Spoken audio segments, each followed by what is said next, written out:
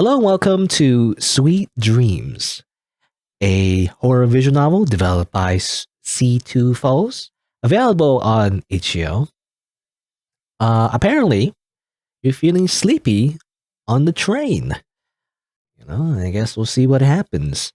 A little bit of a content warning, though, as it turns out. This is a horror game, so viewer discretion is advised because there might be some disturbing elements.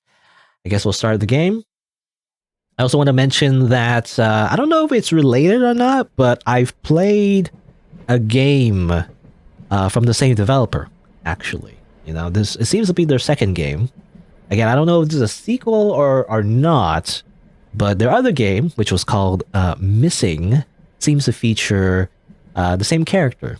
And we'll see. In this game, it seems to have the same character that was involved in their last game.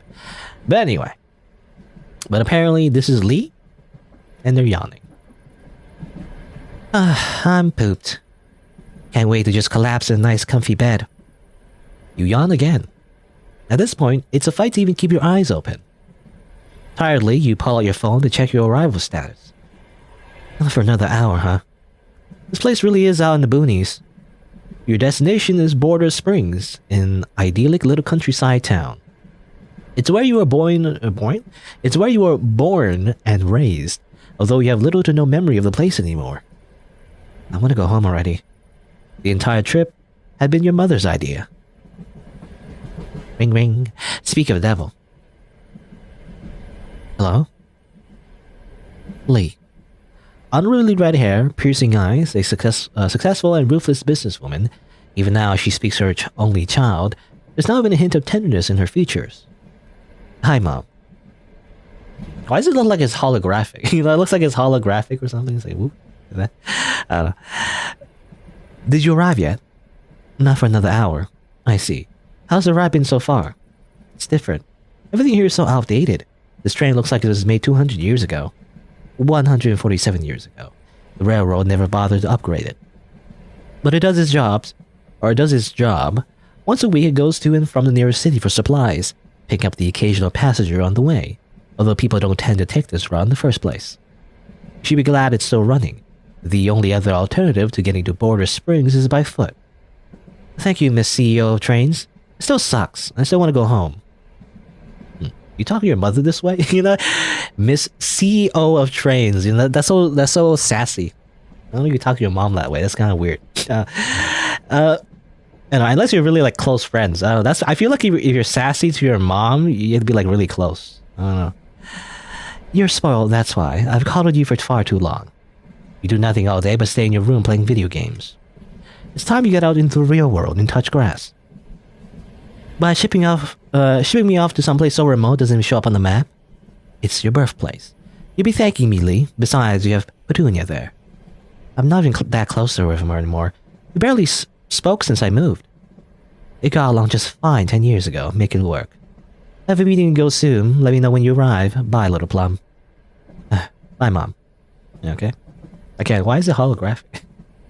It looks like it's, like a sci-fi thing. So much for that, I guess.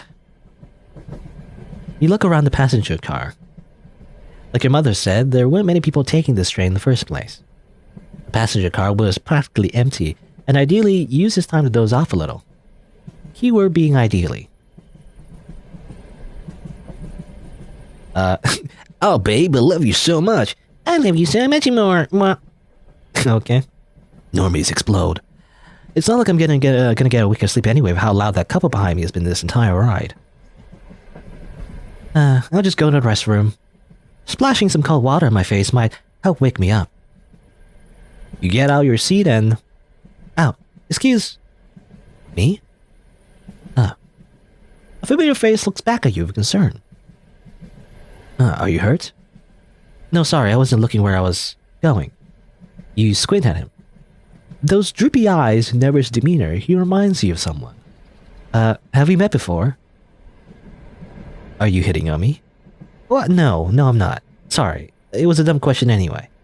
No, not at all. I'm Crow. He shyly motions to himself. I work here. Let me know if you need anything. I'm at your service. Right, You yawn in his face, but quickly catch yourself. Sorry, that was rude. I'm not yelling because I'm bored. I'm just really tired. You shake your head, hoping you didn't offend the poor dude with your rude behavior. Don't know what's up with me today. It's alright. You must have had a long trip. Yeah, I've been traveling all day. I can tell by those impressive bags underneath your eyes. Is it that bad? No, you're perfect. Oh, I know. How about something caffeinated to drink? It'd be on us, as an apology for bumping into you. And we have a choice for some reason. I don't know if this choice matters. Sure. Caffeine. Just pure caffeine. You could definitely use some caffeine in your system. I still remember that one time I drank like 3 cups to pull an all-nighter studying for an exam. I can always rely on a nice warm brew to keep me up. That'd be nice. I like a... You yawn, interrupting yourself midway. You blink back the tears. Crow gives you a smile. Rest up for a little bit. I'll have your coffee ready as soon as possible. He starts to walk away. Hey man, now you're giving out free drinks? How about 2 more for us as well? It's our anniversary! The girlfriend cuddles closer to her boyfriend, a display of, I don't know, showing off how not single he is. Crow gives him a polite smile, but it's clear he's not quite sold on the idea. Sensing the immediate rejection, she turns to you for backup. How about girlie out? It's our anniversary! New trick in game. Take a shot every time she mentions her anniversary. Hello, Holly, by the way. Despite the girlfriend's incessant nagging, you still feel obliged to assist her. But even when I help her out, it's still really impolite for me to impose on Crow's generosity by asking for additional drinks. I have to turn the couple down. You turn to face the couple, who are giving you that hopeful, expectant look, with the big pleading eyes. I'll just offer to cover the part of the bill. That way everybody's happy, even if it's at your own expense. You know to yourself, having decided on the best course of action. How about I just pay for the... Well, I can't be disappointing our lovely patrons on such a special day now, can I? The pair visibly perk up with a sudden shift in tone. So what would you two like? I'll have some, beer, basically. How about you, babe? The parsley, but sure, make sure it's a romantic drink made with lots of love. Oh, you're so cute. I love you. The mushiness and unabashed PDA... PDA? Not sure what that means. PDA. That sounds like... Well, it reminds me of those personal devices. Actually, I don't know what you call them. Anyway. PDA. Like... Public displays of affection? Is that what it means? Anyway. It makes you cringe. It makes you cringe a little inside. Crow, on the other hand, doesn't seem to be at least a bit phased. Of course. A very happy anniversary to the lovely couple. I'll be back momentarily with everyone's beverages. Thanks, man. Don't take too long now. Haven't gotten what they wanted to go back to loudly cooing over one another. I don't know, why are we spending so much time on these people? I don't know, who cares? You slump back in your seat, relieved that no unwanted attention has been shifted off of you. Unfamiliar scenery pass you by as you stare out the window. This is the first time I travel so far away on my own. In fact, I can hardly remember the last time I left my apartment. Not since I dropped out of school, anyway. Was the sky always this blue? Is the sky blue? I never knew how pretty it could be. You drowsily open your phone, hoping to send a picture to Petunia. Connection lost. It was fine earlier. Would you have a connection on the train? I mean, I guess this is a traditional train where they're outside. I don't know. I'm just so used to... Because, you know, when I take the train to work, when I commute anyway, I always take the subway. You know, just on the ground. There's no reception down there. But anyway, you won't have much luck getting... Or you won't have much luck getting a signal from here on out. Well, you nearly jump out of your seat. You didn't hear him approach you. Did I scare you? A little. Sorry about that. He gingerly hands you a piping hot cup of coffee. You grab the cup, taking a tentative sip. The coffee is rich and strong, smooth in flavor with a soothing aroma. You blink. Does black coffee have flavor? I don't know. I mean, I never drink coffee, to be honest. Not really a coffee person. But, isn't like black coffee supposed to just be pure, just like coffee? As in like it's just like really bitter, you know? I don't know. Anyway, oh, this is really good. He beams. I'm glad you like it. He motions to the seat across from you. Mind if I join you? Oh, sorry, I didn't mean to overstep my boundaries. It's just that it's not often to get a chat with others while I'm on my shift.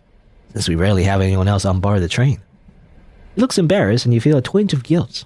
Yes, he's guilt-tripping you. No, it's okay, you can sit down. Oh, thank you. You sigh, you just can't say no to others. Especially not when they have that lost puppy look on them. He plops down across from you with a sweet smile, and you're able to take a good look at him for the first time. White hair, red eyes, long lashes, and a gentle expression. He seems so otherworldly, as if he was an anime character. No, I mean, you're all anime characters, actually. You're sure you remember someone with such distinct features. And yet, what's with this weird sense of deja vu? Okay, let's save the game. I'm going to sit in silence. Just be awkward and just do nothing. You did invite him to sit down, but if you're being honest here, you're not a very sociable person. In fact, you have almost no interest in talking to this stranger at all. Curse my introversion. This is why you have no friends, Lee. You sit in uncomfortable silence for a while, unsure what to say or do. That's the trick. A true introvert would just simply be comfortable with the silence. You sit in comfortable silence as you make the other person uncomfortable. Now, after a while, Crow decides to take the initiative. What brings you to Border Springs? Oh, just visiting. From where? Midport. Ah. So that's where you've been all this time, the big city? Yeah, I live there. There's a curious look in his eye. When's the last time you came to Border Springs? Oh, probably like 10 years or so? I don't know. Why did it take you so long to come back? You instinctively reach up to check if your bangs are still properly covering up the scar on your forehead. What are you, Harry Potter? I don't know. I save the game. I save the game, and I don't know if we want to divulge our personal information to this person. He's gonna, I don't know, he's gonna steal our social insurance number or something, and commit financial fraud, by stealing our bank account or something. I don't know. You attempt to diverge the conversation elsewhere. School, I guess. Busy with academics and all that stuff. No time for a vacation. And you're done with school now? Oh yeah, I dropped out. Ah, I see. If you don't mind me asking, what happened? I mean, you squirm uncomfortably in your seat. It's always difficult to answer questions regarding your academic life. Nobody wants to be known as a loser dropout who failed their parents and society as a whole. Your palms begin to feel sweaty as you desperately search for a way to navigate around this topic. I mean, as far as I know, apparently your mother is like a freaking CEO, or maybe not. I think that was a joke, actually. She's not actually a CEO, but as far as I remember anyway. But she is a businesswoman, I'm assuming she's making good money. So you're better off than most people. Anyway, well, a hand on your shoulder brings you back into reality, and you look up at Crow, who gives you a concerned smile. Are you okay? You take a shaky breath in and nod. Yeah, I'm good. Sorry, I didn't mean to dump all that on a stranger. Crow shakes his head. No, I was the one who asked. Thank you for indulging me. Yeah, no problem. I'd love to talk with you some more, but I do have other passengers to attend to. But I'll be back shortly to collect your cup. Would you mind waiting here for me until I return? Sure, I mean, there's nothing else for me to do anyway. Crow beams. Wonderful. Well then, I'll be back. It was nice talking, Lee. He rises from his seat, gives you a small bow, before exiting the passenger car to the dining car, closing the door behind him. You watch him leave, then fidget around nervously. There's something off-putting about him. As if this was like a horror game or something. You sigh. You've never been good with strangers or people in general. He's been nothing but kind to you, but you are struggling to like the guy. Oh well. I'll try my best to get along with him, but I don't owe him anything for giving me a free drink. We'll just say our goodbyes after this train ride and go our separate ways. You stare out the window. The silence is almost permeating. Huh. You turn around, peeking over the seats behind you. The couple sitting there is gone. They must have gotten off at some point. No wonder it was so quiet. You look back at your empty cup. It was nice to have a warm drink, but if anything, you feel drowsier than before. I guess the caffeine isn't kicking in. You try to move, but your body feels heavy. Uh-oh. You collapse back into your seat, your mind hazy. What's going on? You try to grab your phone, but you find yourself unable to move your hands. Gotta call for somebody. You hear approaching footsteps, and a worried voice call out to you. Oh, Lee, are you alright? Really tired. You feel yourself falling over. Here, let me help you. Crow removes his gloves, pulling you up right into your seat. He nestles your head onto his shoulder, gently brushing aside stray strands of hair from your face. Poor thing. You must be exhausted. Go on and sleep. Just leave it all to me, okay? You can rest as long as you need to. I'll take care of you until you wake up. You mumbled other thanks, too tired to properly process anything, but grateful for his assistance. I don't know if you should be grateful for this. His fingers gently sift through your hair, and the soothing motion is the last thing you remember before your vision blurs and the world fades into black. Before he chops you up into little body parts and then puts you into a stew. No, your bangs have gone longer. You used to be taller than me. You changed so much, but I still recognize you anywhere. Do you remember our promise? You said you'd be with me forever. You won't disappear off someplace again, will you? You would. You'll leave me again and you'll abandon me again. But that's okay. You see, I've changed too. I don't need you to hold on to me anymore, because I won't be letting go of you a second time. We'll be arriving soon. Sweet dreams, Lee. There's much for us to catch up on. Ending 2. Sweet dreams. Okay, so that was an ending. Got rough there, but I'm assuming he drugged everybody, you know? And he also drugged Lee. And now he's going to give you a surprise haircut or something. I don't know. Don't worry about it. Okay, so that was an ending. This time, let's make conversation. Socializing has never been your strong point, but you do want to get to know him better. You attempt to strike a conversation. So, you desperately grasp something, anything to say. Your eyes rest at his, amelanistic hair? Amelanistic. Something that's lacking in pigments. Okay, so basically his white hair, you know, his pale white hair, I'm assuming. Even though everything's colored, actually everything's black and white anyway, so it's hard to tell. But I believe in his, you know, character design. He specifically has pale hair. You have white hair? Okay, that was bad. Terrible even. You pray to God, or you pray to every god imaginable under the sun, that he didn't take offense to the inquiry. There's a small look of panic on his eyes. I guess when you think about it, you know, I guess you would call, I don't know, is this offensive? But I was going to say, you call someone like this a albino, right? Like a genetic thing where you have pale skin and, like, you know, I think, do you get red eyes? I think that's the thing, right? I'm not sure if you get specifically red eyes, but, you know, usually, I don't know, I'm not sure actually. Albinos, I don't know actually when I think about it. I don't know if you also get white hair. I know it's a lack of pigmentation in your skin. I don't know if that includes your hair though. But anyway, I'm going on a tangent. As someone with albinism, I don't know, I'm not sure. I'm probably thinking of something else. Anyway, there's a small look of panic on his face. Do you not like it? No, not at all. It's just a little unusual. I've never seen anyone with white hair before. Not even in Midport. Midport? That big port city? Yeah, have you been there? It's a little embarrassing to admit, but I've never left Border Springs before. Really? From what your mom had told you, the only way to get in and out of the sleepy rural town of Border Springs is via this specific train, due to its difficult surrounding terrain. You'd assume that someone with such easy access to transportation would have taken the opportunity to travel and work elsewhere.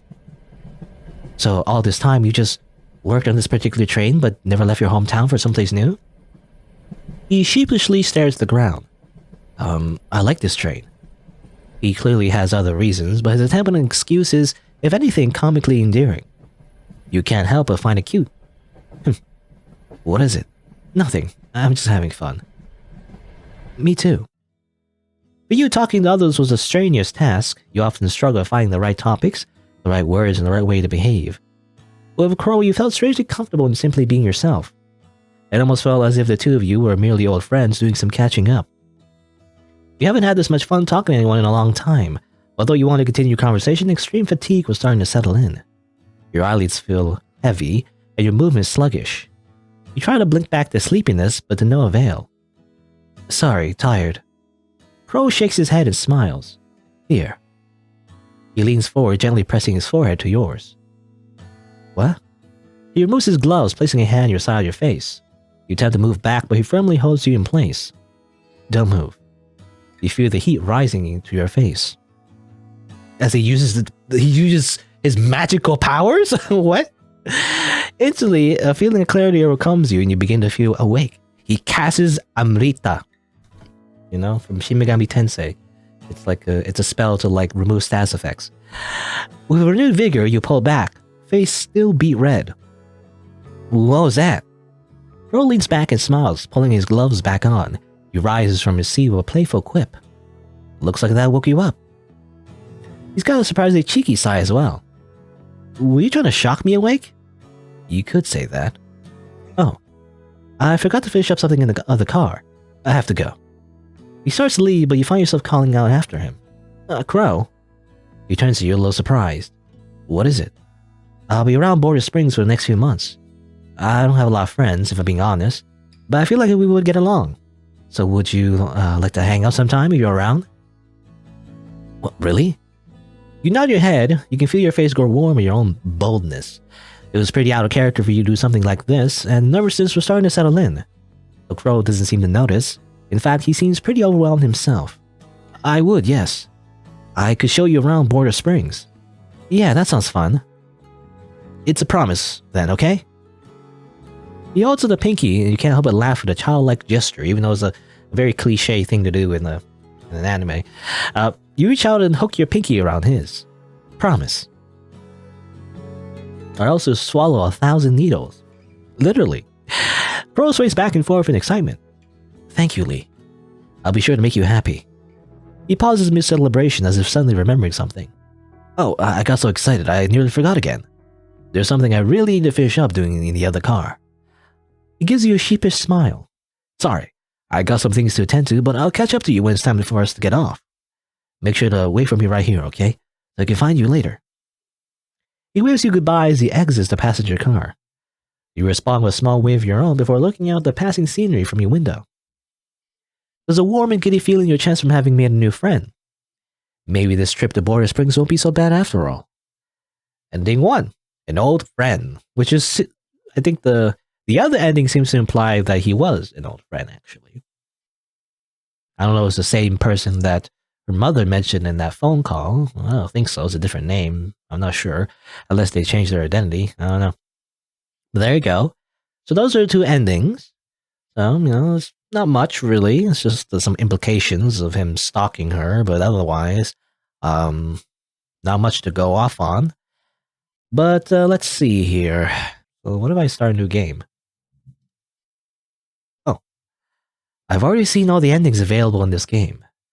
I wonder if there's anything within the game's files I can play around with. Like deleting any safety keys that may be in the game's folder. Maybe I should read the description of the game's start page and check out the game manual down on itch.io. Okay, that's just on the nose. Just a passing thought. Don't worry about it. Just a passing thought, that's all. Alright, so that's like that's not even a hint. That's just telling you what to do. Okay. I just broke my immersion. Anyway, here you go. Alright, so I'm in the game folder. The game is telling me to go in here. There's a few games I've played that does this little trick. But yeah, you go here, go game folder. It turns out there's something called a safety key. Does it say anything, by the way? It says here, a key inputted in order to keep playable character Lee confined to location passenger car for the duration of the game runtime. Removing the key will allow playable character Lee to explore other sections of location passenger car. Death notes. Proceeding with key deletion will result in deletion of player save files. Okay.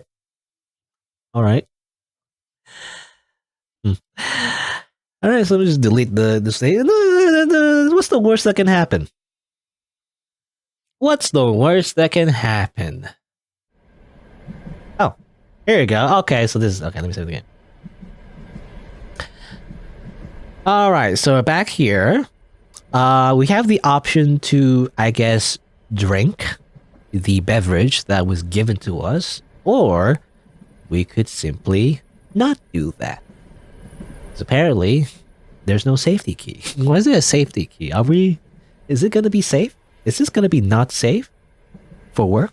We're going to let it cool this time. A wave of unease washes over you as you take the cup from Crow. You should hold off on drinking it right now. Feeling a little guilty, you set the cup down. Do you not like it? No, not at all. I'm just worried about it being too hot, so I'll drink it after I wait a bit. Oh, I see. Okay. He motions to seat across from you. Mind if I join you? Oh, sorry, I didn't mean to overstep my boundaries. It's just that it's not often I get a chat with others. Okay, this is the same dialogue it seems. Let's start skipping again. Save the game. I guess we're gonna sit in silence this time as well. Let's answer the question this time. We actually didn't get the backstory of the scar on her forehead, so why not? You sigh. I got into an accident when I was a kid. I don't remember much about what happened, and my parents refused to talk to me about it. But we moved to Midport shortly afterwards.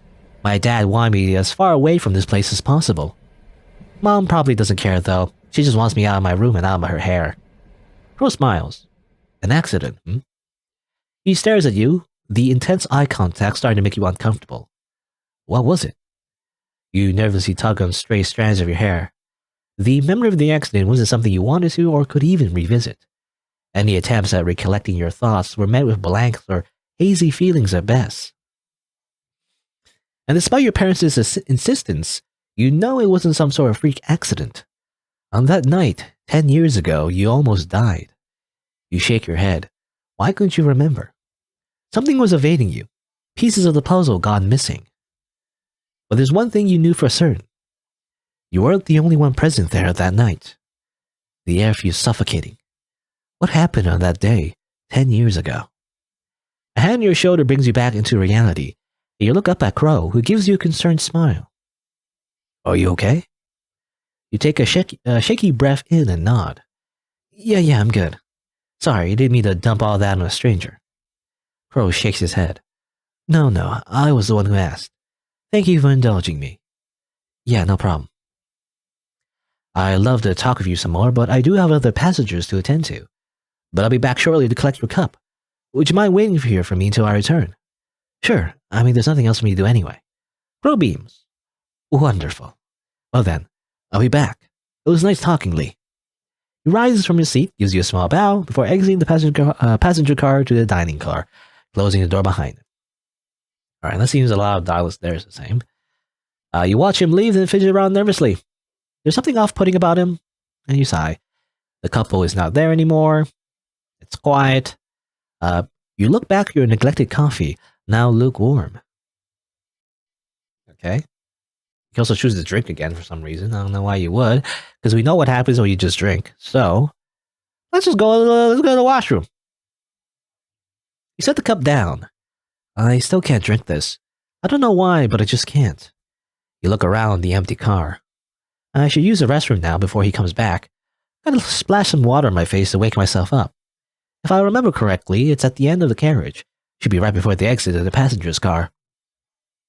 You're about to enter the restroom when you hear muffled crying. It's coming from the gangway connector, behind the exit. I probably shouldn't go inside. Let's just ask you for unnecessary trouble. If this was a horror movie, or a horror game, I'd be the first idiot to end up on the kill count for checking out suspicious noises. You turn to leave, but the sobbing grows louder. I can't leave behind someone in trouble. I'll just take a peek to see if they actually need help or not.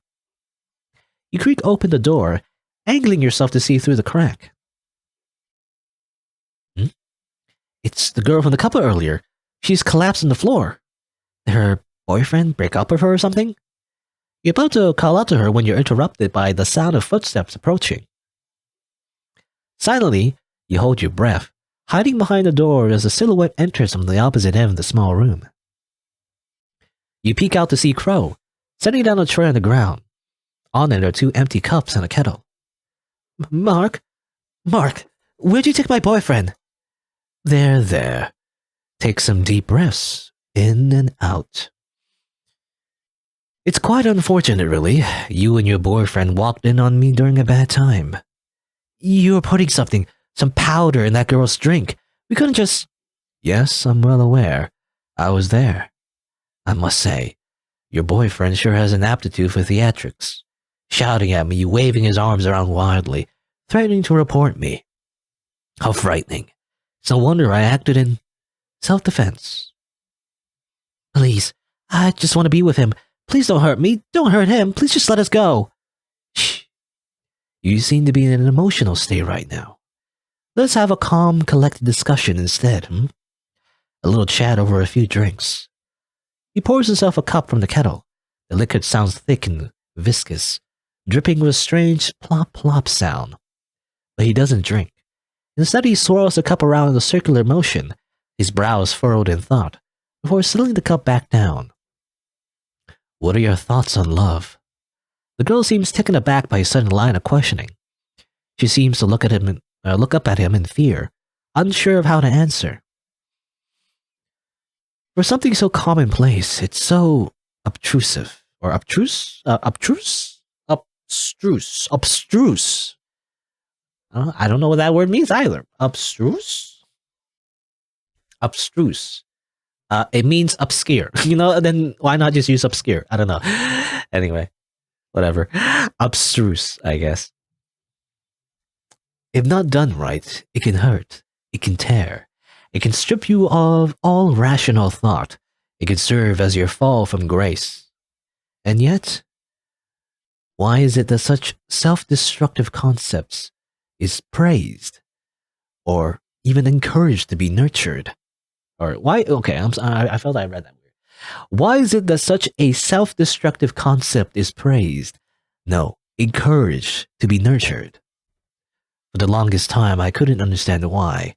Or perhaps I was too incapable of understanding. After all, love is a distinctly human emotion, one that is not bound by reason or logic. He smiles gently. There's a look of adoration on his face. But then the miracle happened. A miracle that granted me the ability to love. One that consumed my every waking moment. Do you know what that's like, my dear? Do you know how much I suffered for an entire decade, struggling to hold on, unable to let go?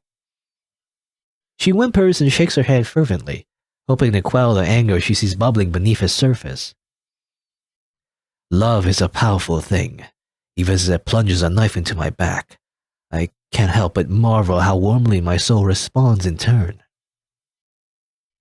And today, after all this time wallowing in uncertainty, one glance was all it took to remind me just how deeply love consumes.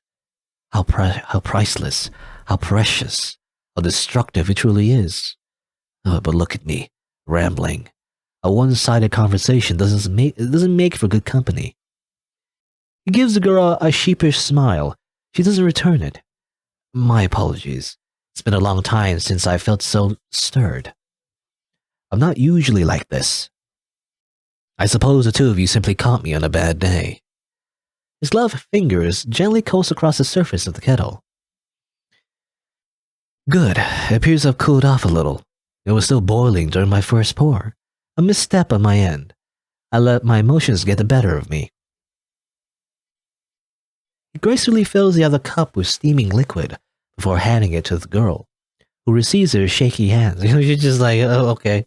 She just takes it. She eyes the drink with suspicion before glancing back up at Crow. Don't worry. It's not drugged, nor is it poisoned. It's simply the drink you requested earlier. A romantic drink for a romantic occasion. What? I do hope you'll enjoy it. I made it of all things you love. Yes, this is eyeball. She attempts to drop the cup, but Crow grabs it in her steed. Drink. She's crying hysterically now. Drink. Mark. There's no need to shout. Your boyfriend is right there, in your cup. He forces this scalding concoction of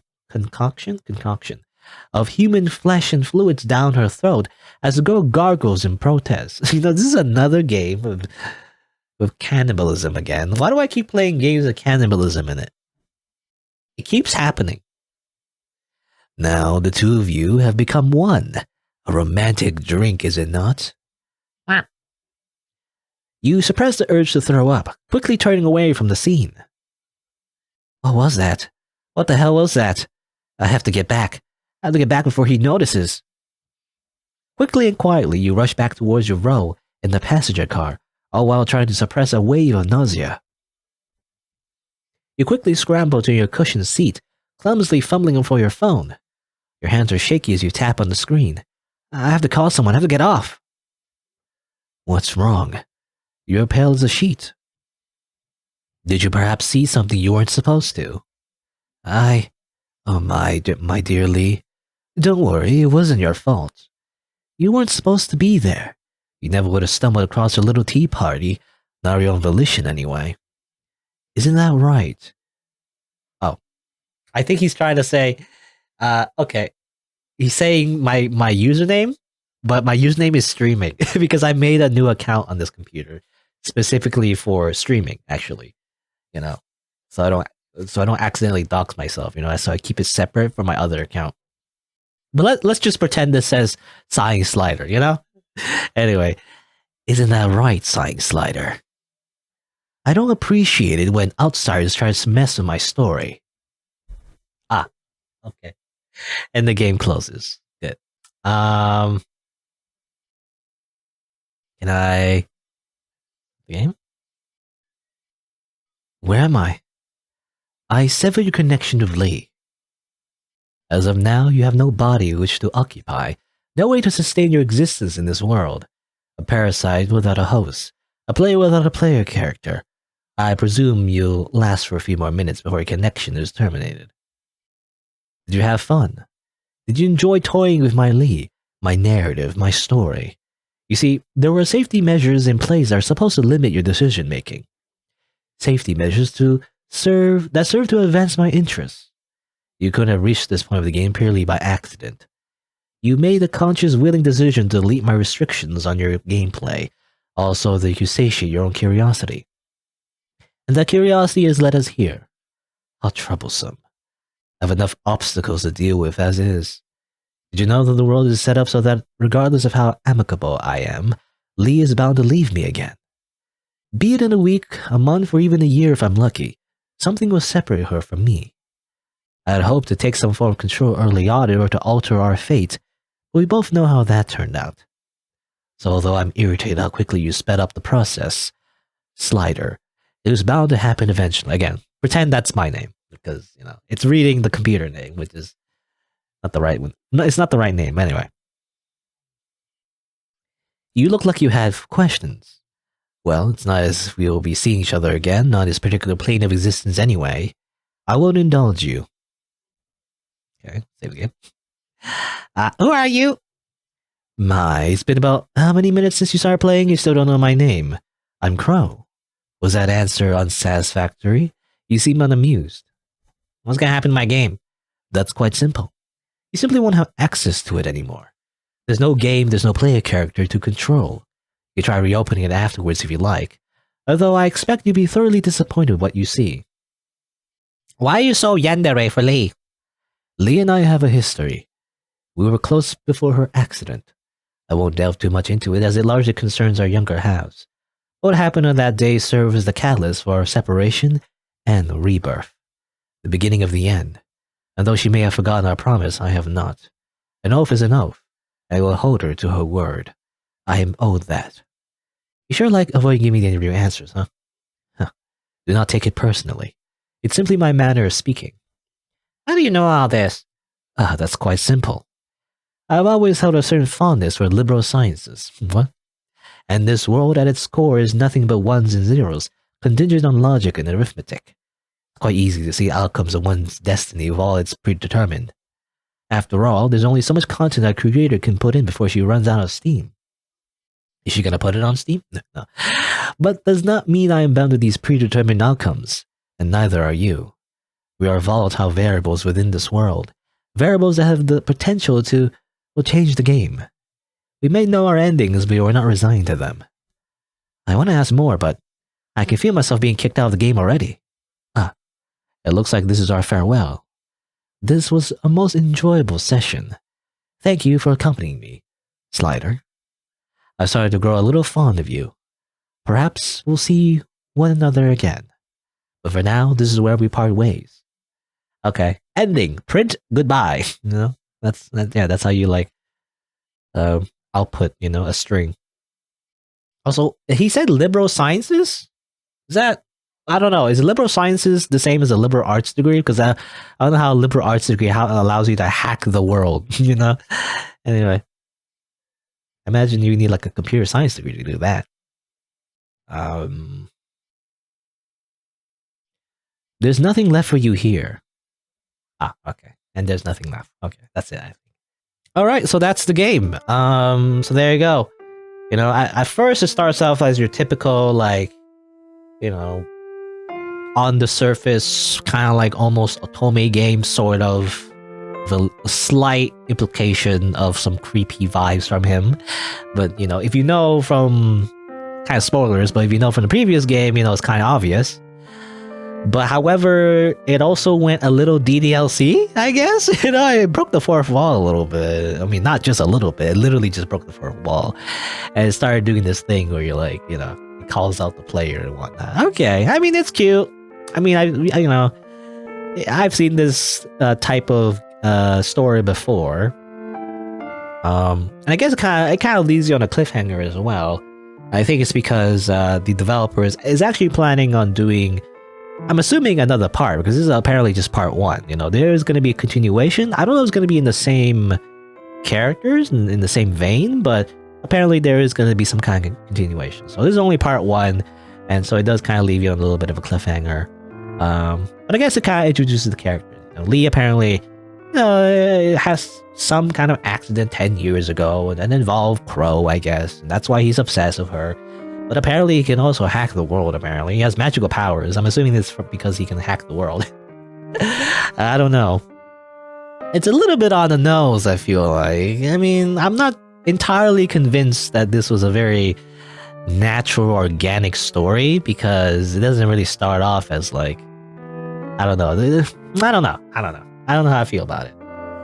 It doesn't feel very natural that we start like involving like computer files and everything, right? I don't know. It just didn't feel like that was actually part of his character. It just felt kind of tacked on, But I don't know. Like, I don't hate it. I feel like some people might not like it because it really is just, if DDLC, right? It's basically that, but a lot shorter and not a lot of build up to it, I feel like. But I'm just thinking about it. I mean, again, I do have a soft spot though for that kind of thing. However, for anything that kind of like when it gets meta and everything, I don't mind it. I like what it's trying to do though. And also that part, where he's freaking like feeding, his like blood to like the girlfriend. That was kind of really creepy and everything. I like that part. Because it was so like messed up and everything. Yeah, I don't know. I just feel like it's kind of short though. It just kind of ends there. So maybe hopefully if the developer makes more, the story is more expanded on. Because as it is, it just feels like it just kind of happens. It's like, oh, suddenly there's a thing you gotta delete in your game folder, which is pretty cool. But I don't know. It doesn't really tie in the story that much. At least I feel like anyway. It doesn't tie into the overall story. Like it's just like kind of. It's just so sudden. It's just kind of like there's no. There doesn't need to be like a complete explanation necessarily. It doesn't need to be like, oh, by the way, this world was a game this entire time, and I don't know, he was self-aware and blah blah blah. I don't know if it needs to be like that kind of explanation, but it does feel like it came out of left field. It does feel like kind of sudden that suddenly he can do this. I don't know. Again, I'm not sure how I feel about it. I think it just feels. I think it feels. Again, it feels sudden because I feel like it needs to be a little bit more foreshadowing. I feel like the only hint that he might have could do this was when in one of the endings he touches the character's face, Lee's face, and his hand glows. I guess that's kind of like a sort of a hint, but that doesn't really, it's very ambiguous. But yeah, so I feel like again, it just feels so kind of like random, like random XD. He can like hack the world. It's the Matrix. I don't know. I do like the idea though. Again, and there's a little bit of like, exposition, like a little bit at the end where you actually talk to Crow and everything as the player. It's like, that's kind of cool, but again, it does feel, I don't know, a little phoned in a little bit, but I don't know. I guess we'll see. Too early to say, maybe. Maybe when the developer actually makes more games in the same universe, maybe it'll be explained more, I guess, But anyway, I guess for the rest of it, let's see. So I'm just thinking about the game itself. I mean, yeah, it's all right. I like the art, and the art definitely looks nice. It's a little quiet though, there's some ambience of the train a little bit, but that's kind of it as far as I remember. I wish it was a little more sound effects, It doesn't need to be sound effects every 10 seconds necessarily, but maybe some important parts, just a little bit. That's the thing of visual novels, right? People forget about visual novels. It's also audio. It's more like a visual audio novel when you think about it. So, for example, I know in the very beginning, apparently, in the dialogue or the text, it said beep, when the phone was ringing, as well. It's like ring, ring, ring. You could just play the sound, you don't need to write it down like as if this was a book, Again, people treat visual novels too much like books, in my opinion anyway. You don't need to do that. You can just play the sound, You can show visuals, you can do audio, stuff like that. You can still write down beep, I guess, again, for accessibility reasons, but you can also play the sound, right? Because otherwise it feels like quiet, There's only the sound of the train, but otherwise, as far as I remember, I think maybe one song plays, maybe, but yeah, it's just very quiet, That's what just feels weird when it's just so quiet. So yeah, it feels like it needs more sound effects and a little bit more ambience, in certain scenes.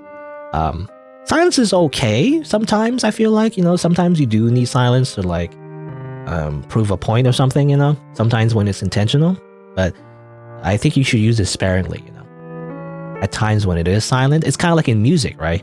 You know how like in music, in a lot of like, how do you say, like maybe EDM music or dance music, it's like there's always like a bit of a drop, you cut the bass and then you drop the beat, right before the big climax of a song, right? It's kind of like that, right? You gotta like have ups and downs, So silence is a good thing sometimes, but you should use it sparingly, right? Otherwise, I feel like this game needs a little bit more music or ambient or something, right, to fill in the dead air. It feels weird when it's just nothing. But anyway, so that's my I feel like that's my biggest criticism.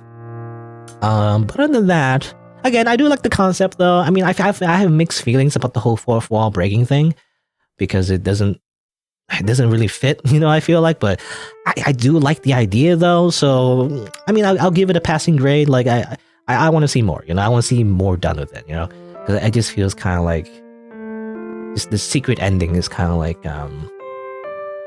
I feel like kind of slapped on. I don't know if this is true or not, but I do feel like maybe the developer just found out how to do this and therefore they were excited to implement it, even though it might not fit the story. That's my impression of it. I don't know, it's probably not true, but like, that's how I feel about it anyway. It feels like that. It feels like, they just slapped it on, even though it might not be the best thing to do, it doesn't feel natural. That's that's my thing. But anyway, whatever. I do like the idea. Again, I do like the idea. If they're gonna do something like this, I feel like they should do a little bit more, again, foreshadowing or something like that, or like make it fit the story more. If they're gonna make more games. But anyway, there you go. But yeah, I don't know. The writing is okay as well, I think. I try to remember. I don't think. Yeah, I think the writing is okay. There wasn't any like typos as far as I remember, anyway. Yeah, it's actually it's very good. I remember reading the developer page. Actually, apparently they're bad with grammar. Supposedly. But I think it wasn't too bad actually. Maybe I've read too many like machine translated games, but like relatively, sure, okay actually. Yeah, not too bad. It's interesting how it's reading in the second person. That's kind of interesting too, I guess. Maybe that could be foreshadowing as well. I've noticed when in most of the game, the story was told in the second person. Saying you, as a narrator, which I like actually, because I like reading my narrator voice. voice. I say narrated voice, but basically just reading as me. It's just easier because I don't have to do like a voice or anything. But I do like narration, so like it'd be interesting if the narration was also kind of breaking the fourth wall a little bit before you find the secret ending. That'd be kind of cool too. Maybe there is. I don't know, maybe it's flying over my head a little bit, but it would be interesting, you know, to see a little bit of that hinting towards like the fact that, you know, nothing is, or rather everything is not as it seems, basically. So playing around with the whole like second person thing, it could be interesting, you know. But anyway, but there you go. I guess that's it for Sweet Dreams. Definitely interesting concept. I'm looking forward, you know, to see how it expands, you know, because it does kind of leave on a cliffhanger though. I feel like, I don't know. I guess we'll see. But there you go. But yeah, I guess if you're watching the video, if you want to see more content, don't forget to click on the subscribe button. And you can also check out my other playthroughs on the channel if you want to see more. If you didn't already, definitely check out the developer's other game that involves the same character, actually, Crow. So definitely do that. And I guess I also stream these games live. So you can change your settings from personalized to all when you subscribe if you want to get notified when I go live. There you go. Thanks for watching. Until next time, see you then.